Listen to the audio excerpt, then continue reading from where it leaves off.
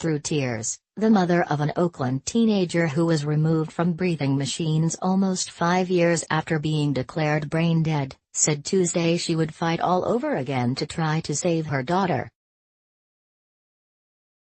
"I gave up everything for Jahi, and I have no regrets. Not one," Nyla Winkfield said about her deceased daughter, Jahi McMath. "The only regret I ever had was bringing her to the hospital to get her tonsils removed." During a press conference in the San Francisco office of her attorney, Christopher Dolan, she said she's heartbroken and feels lost but is also proud because McMath beat everyone's expectations. "She defied all the odds. When they said Jahi would only last for 2 weeks, Jahi lived 4.5 years," she said. Winkfield's comments came almost 2 weeks after McMath, whose case grabbed worldwide attention in 2013, succumbed to bleeding, liver failure and complications from her severe brain injury at Robert Wood Johnson University Hospital in New Brunswick, N.J., on June 22. She was 17. Winkfield quit her job, sold her house and left her other children and family behind to move to New Jersey in 2013 with McMath, who was declared brain dead by UCSF Benioff Children's Hospital Oakland doctors following complications from a nose and throat operation. New Jersey is the only U.S. state where families can reject brain death diagnosis on religious grounds. "My child was never dead, she was always alive. And I thank God that the state of New Jersey recognized that," Winkfield said. "I don't know what my life is going to be like anymore, because everything I did revolved around Jahi," Winkfield said while wiping away tears. "I want to paint her nails, and I want to comb her hair and brush her teeth and talk to her and watch TV with her and let her know what's on TV, and I can't do that no more," she said.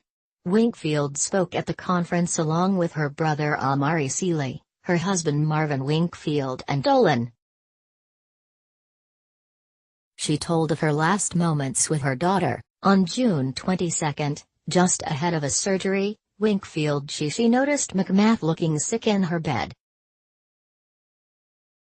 "She didn't have that same look that she always had that I looked for, and so I spoke with her and I said, Jahi, if you're ready to go, and you're tired, you don't have to do this for me.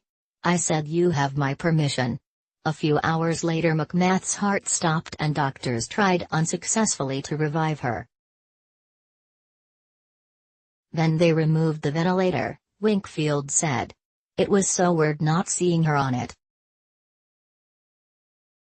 It was so quiet when I went to see her to say goodbye to her. I guess I hadn't heard that much silence in 4.5 years. I felt that she was at peace," Winkfield said. "I told her of course that I loved her and how amazing she was, and I said, Jahi, I'm so proud of you to decide to leave this earth on your own, and not letting some hospital take you out," Winkfield said. "I'm so proud for that, because she really fixed them," Winkfield said. "She showed them, you will not kill me, I will leave here myself." The family will hold funeral services for McMath at Taxful Gospel Church on Friday morning and she will be buried at a Hayward cemetery, Dolan said, but the legal battles stemming from the controversy over McMath's diagnoses, a federal court case seeking to correct the record about when McMath died, and a malpractice and wrongful death case filed in California, may continue for years, Dolan said. He noted because McMath has died, the malpractice element of the state case will likely be nullified. He said the death certificate for McMath from Alameda County listing her date of death as December 12, 2013, isn't worth the paper it's printed on, as a doctor didn't sign it. Dolan added that an autopsy was performed on McMath in New Jersey, and the death certificate from that state lists causes for her death on June 22 as bleeding, hypovolemic shock, liver failure, and a serious brain injury. McMath's case could also have lasting impact on the medical community. In April, her case headlined Harvard Medical School Center for Bioethics annual conference, marking the 50th anniversary of the landmark report that set the medical standard defining brain death. Winkfield said she feels her daughter, who she spent years caring for around the clock with the aid of nurses, waited to make sure she would be okay before passing. And so I have to be, because I promised her that I will be alright, and I don't want to lie to her. After taking some time to put her life back together. Winkfield said she wants to become an advocate and change laws worldwide so no other parent will ever feel they don't have a choice in whether their child lives or dies. Stop pulling the plug on your people, she said Tuesday. Stop letting the doctors tell you to prematurely disconnect your family members.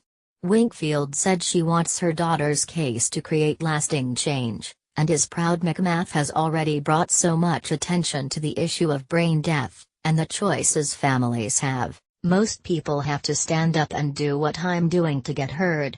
Jahi got heard with silence, she said. That little black girl from Oakland made history.